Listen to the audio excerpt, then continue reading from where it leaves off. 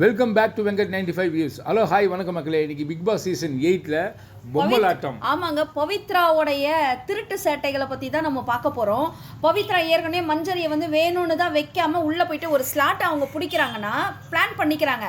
உன்னோட பொம்மையை நீ வையே, என்னோட பொம்மையை நான் வைக்கிறேன் அப்படின்ற மாதிரி பேசிக்கிறாங்க. உள்ளே போனால் இந்த பவித்ரா என்ன பண்ணுறா, ஆனால் இவ கூட யார் யார் பொம்மையெல்லாம் இவ அந்த பவித்ரா எடுக்கிறாளோ உள்ளே போனால் வைக்க மாட்டான். அப்படி இல்லைன்னா அந்த பிட்டுக்குள்ளேருந்து அந்த பால் பிட் இருக்கும்ல அதுக்குள்ளேருந்து எந்திரிக்கிறது ரொம்ப ஸ்லோவாக தேடிக்கிட்டு எந்திரிக்கிற மாதிரி ஒரு சீனை போடுவா ட்ராமா.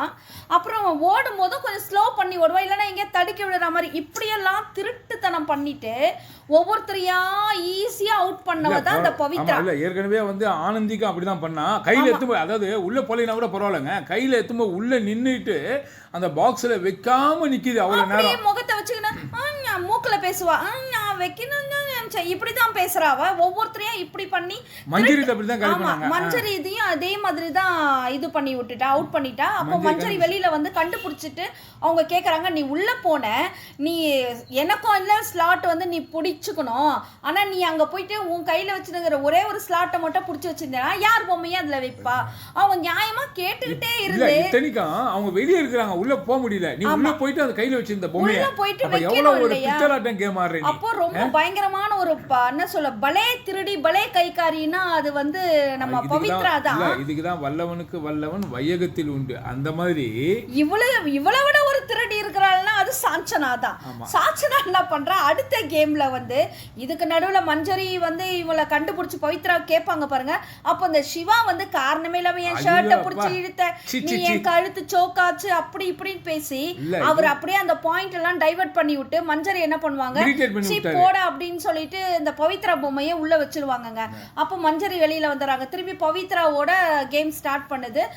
அங்க பண்ணும்போது நைஸா அழற மாதிரி ஒரு நடிப்பா. உடனே அவ அழுததையும் கஷ்டப்படுறத பார்த்துட்டு ஜெஃப்ரியும் சாச்சனா என்ன பண்ணா, சரி பரவாயில்ல நம்ம 3 பேருக்குள்ள பொம்மையை மாத்திக்கலாம் அப்படின்ற மாதிரி.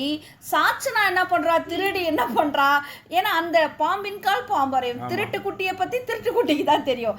இந்த திருடி என்ன பண்றா, பெரிய திருடியோட விஷயத்தை தெரிஞ்சுக்கிட்ட, உன் பொம்மையை நான் எடுக்கிறேன்க்கா, நீ ஜெஃப்ரி பொம்மையை எடுத்துட்டு போ.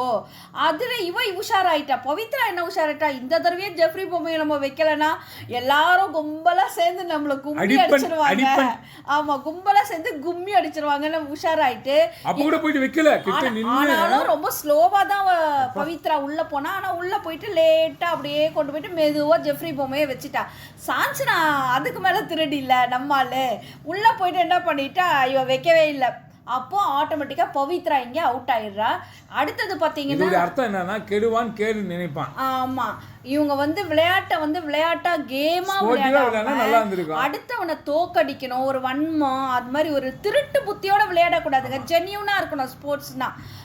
இது ஒரு பெரிய இந்த இதுலாம் கேம்லாம் கிடையாது. இதுல போயிட்டு தான் யாருன்னு நிரூபிக்கிற கேம்லாம் இது கிடையாது. இதில் தேவையில்லை, தன்னோட கேரக்டர் என்னன்னு நிரூபிக்கணும். ஒருத்தருக்கு நம்ம ப்ராமிஸ் பண்ணுறோன்னா அதுக்கேற்ற மாதிரி நம்ம நடந்துக்கணும், ஹானஸ்டாக இருக்கணும். அப்படி இல்லாமல் எல்லாம் திருட்டு கேம் தாங்க விளையாடினாங்க. இதில் லாஸ்ட்டாக பார்த்தீங்கன்னா இப்போது பவித்ரா அவுட் ஆயிட்டா. அடுத்தது பார்த்தீங்கன்னா ஜெஃப்ரி, சாச்சனா, சிவா, அருண், இந்த 4 பேர் தான் நிற்கிறாங்க. அங்கே 3 ஸ்லாட் தான் இருக்குதுங்க. ஸோ இப்போ இவங்களில் யார் வர போகிறான்னு பார்க்கலாம். அதுக்குள்ளே வந்து சாச்சனா என்ன சொல்கிறா, ஜெஃப்ரி கிட்ட நீ என் பொம்மை எடு, நான் உன் பொம்மை எடுக்கலாம் அப்படின்றா. ஆனால் சிவா சொல்கிறாரு, சாச்சனா வெளியில் வந்துட்டோம், அருண், சிவா, ஜெஃப்ரி நம்ம 3 பேரும் நின்னோம்னா சுவாரஸ்யமாக இருக்கும்னு சிவா ஒரு பிளான் பண்ணுறாரு. பார்க்கலாம் இந்த பிளான் எப்படி எக்ஸிக்யூட்டிவ் ஆக போகுது. இப்போ வந்து அது நடத்துக்கிறதுக்கு முன்னாடியே என்ன பண்ணாரு, பிக் பாஸ் மறுபடியும் வந்து பிரேக் விட்டாரு. ஸோ இது மறுபடியும் எப்போ நடக்கும்னு தெரியல. மறுபடியும் நடந்ததுன்னா உங்களுக்கு உடனே அப்டேட் பண்ணுறோம். இந்த வீடியோ உங்களுக்கு கண்டிப்பாக பிடிச்சிருக்குன்னு நினைக்கிறேன். பிடிச்சிருந்தா லைக் பண்ணுங்கள், கமெண்ட் பண்ணுங்கள், ஷேர் பண்ணுங்கள், சப்ஸ்கிரைப் பண்ணுங்கள். தேங்க்யூ.